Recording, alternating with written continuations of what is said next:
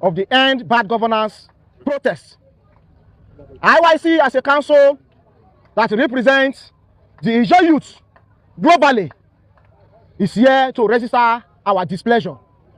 It is on record that Nigeria governance has caused a lot of problem for the masses. People we have given the mandate to go and manage our common resources have decided to impoverish us with our own resources. They have decided to give us wrong policies that will on daily basis impoverish us. As we speak, it is a known fact that cost of living does not have boundary. Bad government has given us sleepless nights. As we speak, in our own state, Bayelsa State in particular, we cannot even boast of 3 hours light a day, and we are paying for light bill. We are begging the federal government, which is in charge of policy making, that we want true federalism as a people. The unemployment rates in our communities are alarming. Youth have graduated from the universities. So many youth have gotten good training skills, but nowhere to absorb them. All they have to tell us is that we have to look for a way out. But government needs to give us the enabling environment. It is the responsibility of government to give us an enabling environment where business will thrive. The private sector in every normal society is the driver of economy and employment. But today, the Nigerian policies are to kill private investors. The public-private partnership that we believe that will create job opportunities for our youth, they have decided not to put ear and attention. IYC as an organization have said enough is enough. As a people, we are not comfortable with the current cost of living. The high level of inflation that is affecting our communities is unbecoming. Our people cannot, because of cost of living, afford quality health care for themselves. Because for you to go to the health sector to get yourself proper health care, that means you have to sacrifice your daily meal. And that is unbecoming. The death rate is alarming. We are calling on the federal government that enough is enough.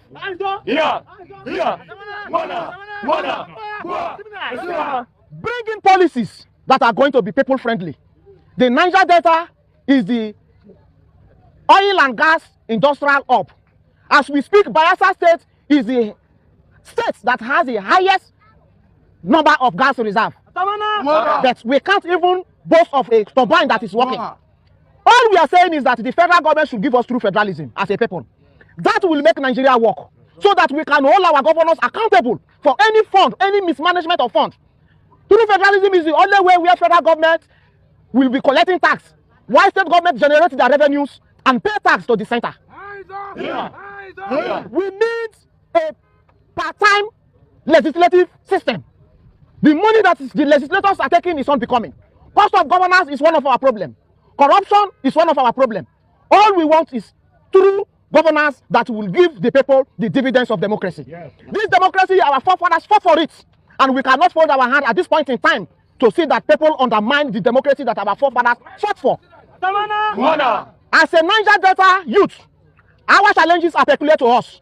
We are using this nationwide protest to register our displeasure.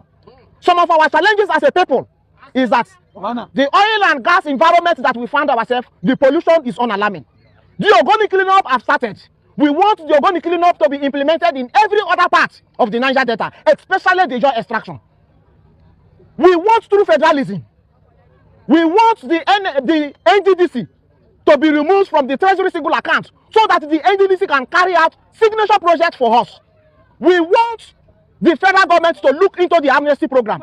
Since the existence of the amnesty program, the yearly budget has been 65 billion. And the cost of living, the inflation rate has increased. Today, the federal government has looked into the minimum wage issue. It should also look into the amnesty budget so that our people can at least, those that have decided to accept the amnesty, can feed their family with comfort. We don't want the Niger Delta to get into another form of crisis.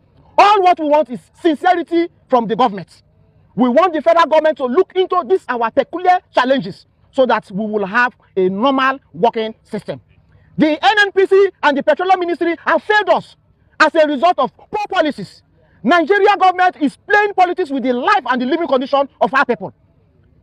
You have removed subsidy. Today, our refineries are not still working. How do you want the petroleum price to come down? Petrol price cannot come down in as much as we are importing all these things. We have 3 states government-owned refineries. They promise us that before the end of first quarter of 2024, these refineries are going to work. But all we see is that it's lie upon lie, one lie after the other. Those within the corridor of power are too comfortable, and the masses cannot endure it anymore. We are sounding it very clear that after this 10 days warning strike, we are giving the federal government 90 days. In that 90 days, if some things that we are agitating for is not put into consideration, the Niger Delta region is going to commence another protest that will end up shutting down the entire Niger Delta. Hands up! Yeah. Hands up! Yeah. Because we cannot bear it anymore.